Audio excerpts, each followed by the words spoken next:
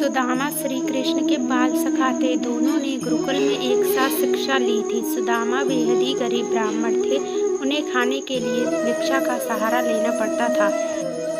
क्योंकि वह सच्चे ब्राह्मण थे, इसलिए वह केवल 5 घरों से ही दिन भर में भिक्षा मांगा करते थे। जितना मिलता उसी में अपना और परिवार का भरण पोषण किया करते थे। यह भिक्षा उनके लिए पर्याप्त नहीं थी, अर्थात उनका और परिवार का पेट ठीक प्रकार से नहीं भर पाता था। इसी भिक्षा से अतिथि सत्कार भी हुआ करता था। सुदामा की पत्नी को यह ज्ञात था कि श्री कृष्ण द्वारका के महाराजा हैं। वह सुदामा के बाल सखा हैं। उनके ऐश्वर्य और वैभव की ख्याति दूर दूर तक फैली हुई थी। अगर सुदामा अपने सखा से सहायता मांगेंगे तो वह मना नहीं करेंगे। ऐसा विचार करते हुए उन्होंने काफ़ी प्रयत्न के बाद सुदामा को द्वारका जाने के लिए मना लिया। रास्ता बहुत लंबा था और जाने का एकमात्र साधन स्वयं अपने 2 पैर थे। सुदामा अपने मित्र से मिलने संकोच और लज्जा के साथ द्वारका की ओर निकल गए। काफ़ी दूर चलने के बाद उन्हें रास्ते में मुरारी से भेंट हुई।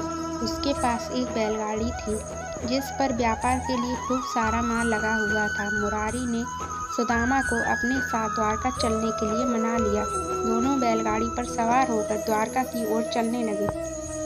रास्ते भर मित्र की भांति मुरारी सुदामा के साथ हंसी ठिठोली करते रहे। द्वारकाधीश उसके मित्र हैं, इस पर भी उसका उपहास करते रहे, किंतु सुदामा उसकी बातों पर जरा भी क्रोधित नहीं हुए। द्वारका के निकट पहुंचकर मुरारी ने अपनी बैलगाड़ी प्राचीन मंदिर के पीछे रोक ली और सुदामा को कहा कि विप्रवर, अब आपकी और मेरी राह अलग है और आप द्वारका प्रस्थान कीजिए और मैं अपने व्यापार के लिए आगे बढ़ूं।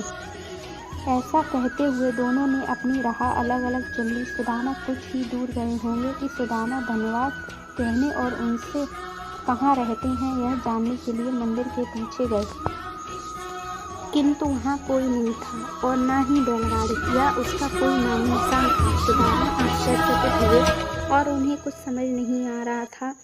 अभी एक क्षण पहले मुरारी के साथ बातचीत कर रहे थे और दूसरे ही क्षण वहाँ कोई नहीं था।